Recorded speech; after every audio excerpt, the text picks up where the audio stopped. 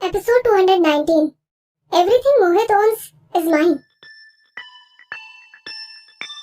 विधि को समझ नहीं आ रहा था कि वो उदास क्यों थी। उसने खुद को समझाया, इन बच्चों ने और सुचित्रा ने मोहित जैसे इंसान के लिए जो भी कहा है, उसके लिए रिएक्ट करना ठीक नहीं होगा। अब वो हैंगर की तरफ आगे बढ़ रही थी। तब उसने अपने होठों को सील कर लिया था और उसके आसपास जो कुछ भी हो रहा था उस पर ध्यान नहीं दिया। उन बच्चों ने उसे घेर लिया और जोर जोर से हंसने लगे। चलो फटाफट निकलो यहाँ से, तुम मोहित अंकल के लायक नहीं हो। जब सुचित्रा विधि के पास जा रही थी तब बच्चों ने जो भी कहा उसे सुनकर सुचित्रा के होठों पर एक हल्की सी मुस्कुराहट दिखाई दी। वाकई में उसके सामने खड़ी ये लड़की मोहित के लायक कैसे हो सकती थी? उसके लिए यहाँ से जल्दी निकल जाना ही सही होगा। लेकिन इसके तुरंत बाद सुचित्रा की मुस्कुराहट बर्फ की तरह जम गई। हल्की सी हवा के एक झोंके ने विधि के लंबे बालों को उड़ा दिया और उसकी गर्दन के पीछे लाल निशान दिखाई देने लगे, जिससे ये पता चलता था कि हाल ही में मोहित और उसके बीच कुछ हुआ था। सुचित्रा को शौक लगा। उसे एक बात तो समझ में आ गई थी कि मोहित और विदुषी पहले ही एक दूसरे के साथ इंटीमेट हो चुके थे। सुचित्रा के दिल में कभी न खत्म होने वाली नफरत पैदा हो गई और उसका दिल जेलसी से भर गया। उसने मिस्टर भाटिया के इंस्ट्रक्शंस को याद किया। विदुषी नाम की लड़की मोहित के साथ नहीं हो सकती।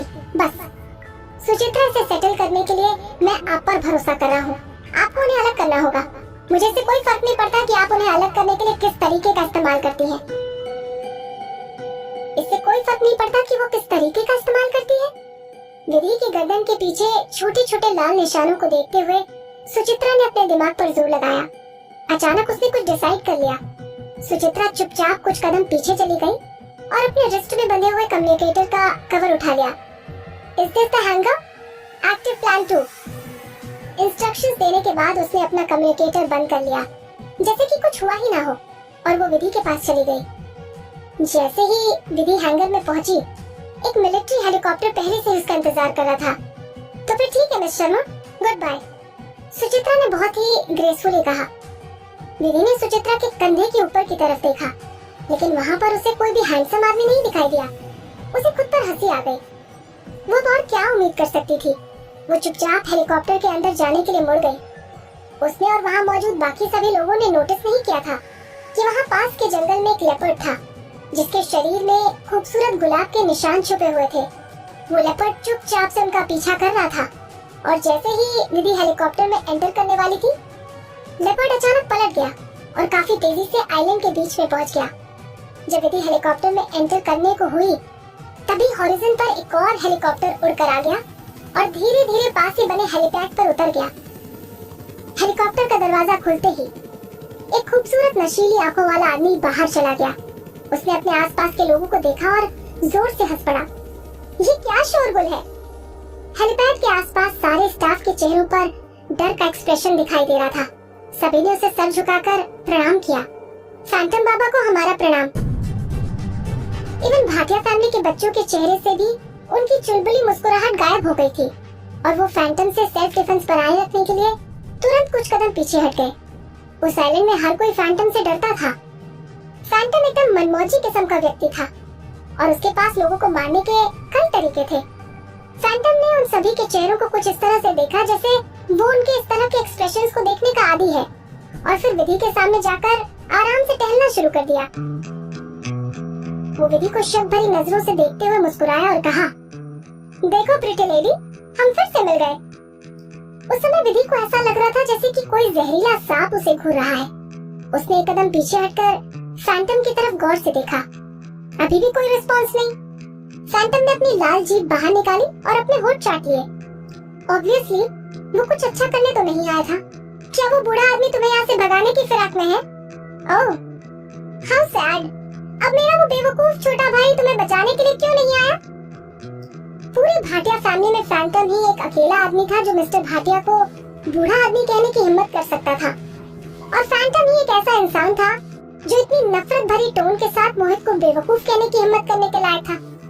हालांकि वो आज ही आइलैंड पर लौटा था, लेकिन उसके पास ऐसे कई कनेक्शन थे जो आइलैंड पर होने वाली हर इंसिडेंट के बारे में उसे पहले ही इंफॉर्मेशन दे चुके थे। वो जानता था कि मोहित विदुषी को अपने साथ अपने घर लेकर आया था, और वो ये भी जानता था कि विदुषी को अच्छी तरह से ट्रीट नहीं किया गया था। लेकिन जिस चीज ने उसे बुरी तरह से चौंका दिया था वो थी सुचित्रा। फैंटम ने अपनी खूबसूरत नशीली आंखें उठाई और सुचित्रा की तरफ देखा। अब वो और भी ज्यादा गहराई से मुस्कुरा रहा था। सुचित्रा का दिल बुरी तरह से धड़क रहा था।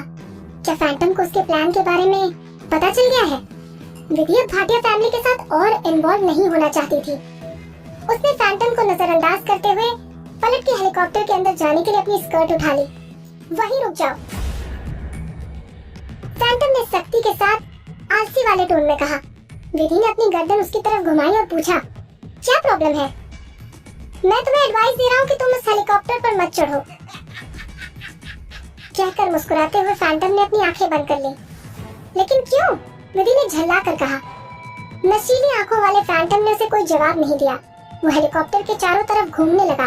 फिर अचानक से एक जगह झुककर हेलीकॉप्टर के नीचे से उसने कुछ निकाल लिया और उसे विधि को दिखाते हुए पूछा, क्या तुम्हें पता है कि ये क्या है? कहते कहते वो विधि के सामने चला गया और उसने अपनी हथेली खोल दी। उसकी हथेली में काले रंग की गेंद जैसी कोई चीज थी जिसमें चमकती हुई लाल लाइट वाला एक इंडिकेटर लगा हुआ था। विधि ने कंफ्यूज होकर उसे देखा। सुचित्रा के चेहरे का एक्सप्रेशन थोड़ा बदल गया था। किसी भी लड़की की जलन वाकई में बहुत खतरनाक हो सकती है। फैंटम ने सुचित्रा की तरफ देखा और मुस्कुरा दिया।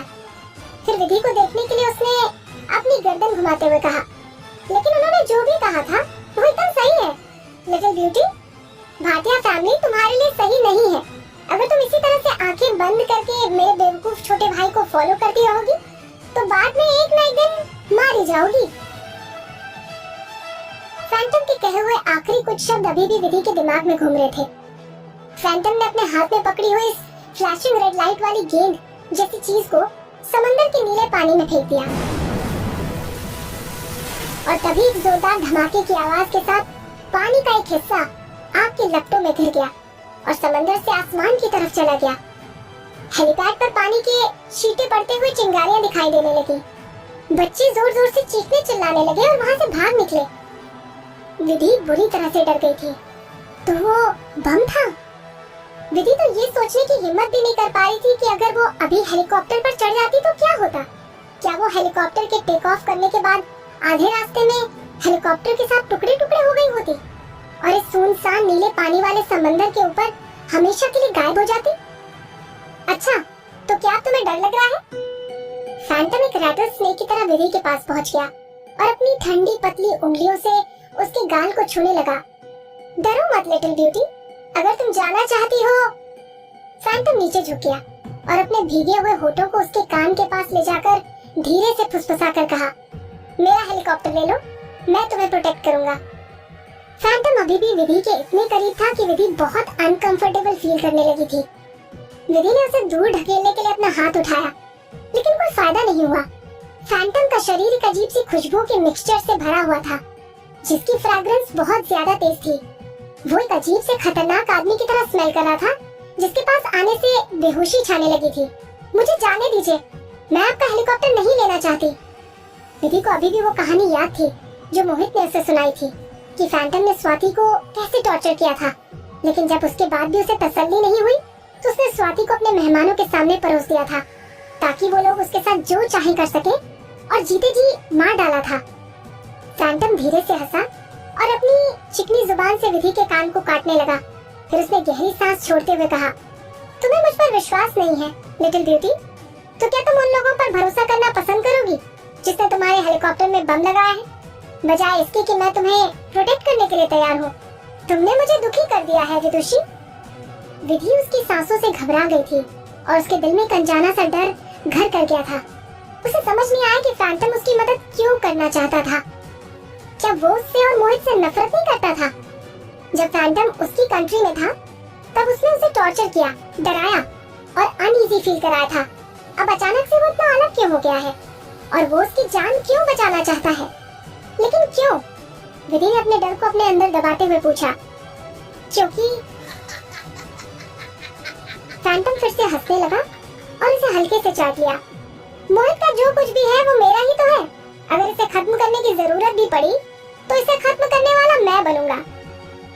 वो मोहित की चीजों में किसी दूसरे का दखल पसंद नहीं करता था और मोहित को नुकसान पहुंचाने का हक उसके अलावा किसी और को नहीं था।